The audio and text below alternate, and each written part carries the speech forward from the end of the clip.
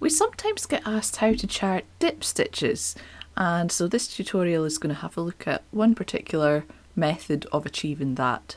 So there's a couple of things at play when you're dealing with dip stitches. And if you haven't encountered dip stitches before, this is where you bring your needle into or between a stitch in a previous row and bring the yarn around the needle and drag it up to create a new elongated stitch that appears out of the fabric below where you're working and joins onto the needle. And typically these are then knit together with existing stitches on the needle a bit further along. So first of all, we'll look at how to indicate to the knitter where you want them to insert the needle to create the dip stitch. And our two suggestions would be either using colour as a highlight or using the border tool. So for example, if we were working in row 9 and you were going to ask the knitter to dip down into the middle of a stitch in row 5, so we could select this 5th stitch along, and we can either give that a colour to make it stand out, and in the key we would edit the label to say dip into this stitch, or a phrase that suits. Or you could use a border around the stitch. So if we select, let's do a different one, but if we select the stitch and come to border and place border on selected stitches, and we're going to want to do all 4 sides so that it's clear that it is into the middle of that stitch. And again, we can change this to read dip into this stitch. An alternative is if you are going to ask the knitter to insert the needle between 2 stitches, so between 2 columns of stitches, and go under some of the horizontal bars. And again, we could use the border tool for that. So for instance, if you were going to want them to dip between stitches 13 and 14, we can come to border and ask it to place a border on the west side only of this stitch. And so you can see that it then puts a vertical line between the stitches rather than around the whole of a stitch. So here we could put dip between these stitches, and we can edit this border to make it a little bit more noticeable. So come to border and edit border properties, and let's make this one purple. We can make it a little bit wider. We could make it dashes or dots, but actually a solid line is probably clearer to see because it's quite a small space. So those are your options for indicating where they're bringing their needles to. And now we'll have a look at how to indicate actually how to work the stitch and where to work the stitch.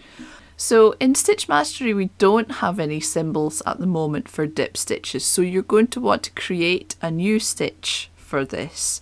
So if you come to Tools and Preferences, and in this tutorial we are assuming that you have a user stitch library. If you don't have one of those set up, then if you click on the description box below this video, you'll find a link to a tutorial explaining how to set that up. So you might want to go and do that first. But under this menu is sometimes closed, so you click on Stitch Libraries, User Stitch Libraries version 3 if you are using a version 3 or above version of Stitch Mastery, and I'm going to open and edit or view my based on stitchmastery.english option. And when you're creating a new stitch, sometimes it's useful to use the filter to search. So you could search for dip and you'll see that there are no stitches with that in the description or the instructions. So we'll come to New and Stitch, and our stitch is going to consume no stitches. So you're creating a new stitch, but you're not using any of the stitches that are active on your needle. So even if you dip into the middle of a previously worked stitch, you're not actually consuming that stitch because it's been worked previously, and above it in its column the stitch is still on the needle. So we'll set the value of consumes to 0. Produces will be 1 because once you finish working the row you will have 1 extra stitch on your needle, and you want it to span 1 cell wide in your chart. We'll come back to the name and the abbreviation in a moment, but if we come to edit appearance, and then we can decide how we want the stitch to look. There's a few different options here. In terms of actual symbols you can use, there's lots of different things in the various symbol sets that might be what you're looking for. One thing we haven't discussed yet is whether you'll be asking the knitter to work directly down into a gap between the 2 stitches that are at the edges of your needle. So the stitch you've just worked, the next stitch, going directly down and picking up those horizontal bars. If that's the case, you might want to use one of the arrow stitches. Or if you're going to direct them to insert their needle into the middle of a stitch, that will be slightly to the left or the right. Or it could be that you want them to dip down into the middle or the edge of a stitch further to the right or the left, maybe 2 or 3 or 4 stitches to the left or the right. And in those situations you might want to use something that has a bit of a direction to it. So these sort of directional triangles might be useful. And you also find slightly similar but slightly different in the dot cable. So again, it's a directional triangle but pointing upwards, so you might prefer that as in this is the direction the yarn will go, that as you pull it back to where you want it to be, rather than the direction that your needle is going to travel. So those are a few different options. I'll go with, I think I prefer the direction your needle is going. So I'm going to select the area in the cell and we'll choose this directional V. Click OK. So this dip stitch is dipping down to the left. So if we put the name as dip left, and the abbreviation could be dip L, and the display string can also be dip L, and then the long description, obviously every designer will have a slightly different way of explaining this, but we could put dip right hand needle tip into stitch indicated below, wrap working yarn around needle, pull new stitch onto right hand needle. Obviously you can choose exactly how you want this to read, and it's going to appear in the custom stitches drawer. That's okay by me, and add to the end of drawer. That's all good. So click OK. We can see here that it has been added. If we click OK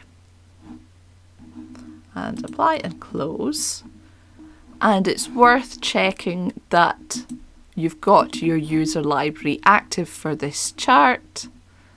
So we want to come to Stitch Library. This is Diagram, Edit Diagram Properties, Stitch Library and Text Template. So at the moment the Stitch Library on this chart is the default. So we change to My User Stitch Library and refresh the text in the key just as good practice.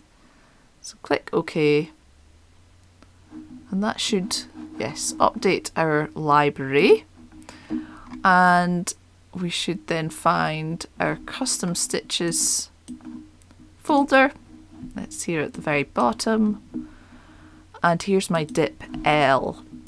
I might want to put this here. It definitely needs to be slightly to the left of the stitch. And this depends how far to the right or left you want them to go. And I would suggest that it might be useful to match the colours. You might have different opinions. You can always hide this, come to edit and hide selection so that you remove that, and then you know that these two are paired. Again, this is very much customizable to suit exactly how you would like it to be. But one thing to remember is that the action you're doing here is not using a stitch that's currently on the needle. So what is under here, your stitch is here, this action is actually happening between these two stitches. So technically in the chart we want this to be a no stitch. So if we come to my folder's called frequently used stitches, and you can either have it as a grey no stitch or the cross no stitch. Fill that in, and most likely either directly above or maybe a couple of rows above you're going to have a decrease to incorporate that stitch with another stitch, and then you might then be back to having the original number of stitches on your chart. So for instance we might do a slip slip knit, and that'll work these two stitches together. So I hope that that is helpful. There's lots of different ways that you can tweak this. If you have any questions, please feel free to comment on the video. Also in the video description I will link to a couple of patterns on knitty.com, which are free patterns, and the charts are available to look at. There's a few that use dip stitches there and go into slightly more detail of how they chart it, so you might find that useful to have a look at.